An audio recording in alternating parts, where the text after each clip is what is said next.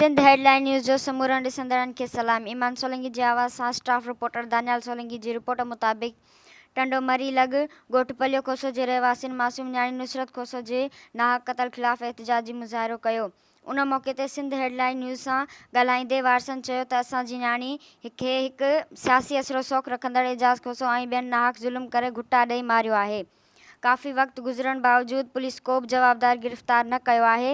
हिननि वधीक चयो त असां ग़रीब ऐं मिसकिन माण्हू आहियूं, जॾहिं त हिन जी तमामु घणी सियासी सपोर्ट आहे। हुकूमत तोड़े पुलिस हिन जी आहे, तंहिं करे FIR मां एजाज़ खोसो जो नालो कढियो वियो आहे, जेको अमल असांजे लाइ क़ाबिल क़बूल न आहे। हिननि आला इख़्तियारियुनि खां मुतालबो कयो त एजाज़ खोसो ऐं ॿियनि मलवस माण्हुनि जा नाला FIR में शामिल करे खेनि गिरफ़्तार कयो वञे। सजील जो पीउ ऐं उन जी ज़ाल आहे ऐं उन जी साली आहे, उहे हिन क़तल में मुनफ़िज़ आहिनि। ऐं कोर्ट में जेको सो हिकिड़े ज़मानत कराई कची आहे, उन रद्द बि थी वई आहे। उन खे बि अञा ताईं पुलिस नथी ॿधे। मेडिकल रिपोर्ट बि अची वई आहे, उन में बि वाज़े इहो आयो हुयो त छोकिरी खे मारियो हुयो।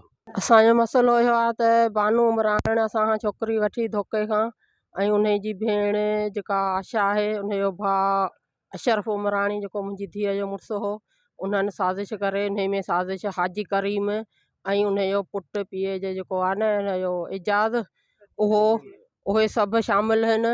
ऐं जेके ई उमरानी ख़ानदान जा आहिनि सभु शामिलु आहिनि। अञा ॿुधो हेतिरा ॾींहं थी विया आहिनि, 1.5 महीनो थियो आहे, अञा असांजी धीअ जो क़त्ल माना हिकिड़ो बि कोन्हे। वाक़ियो थियो 4 फरवरी ते थियो। हाणे इहो थियो अब्दुल्ला सेंटर ब्लॉक नंबर 10 हुजे 10 में अब्दुल्ला कासमाबाद में।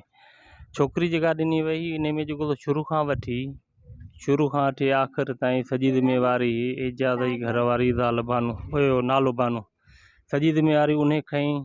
तबाह छोकिरी तव्हां सुखी रहंदी ते FIR कटियल आहे।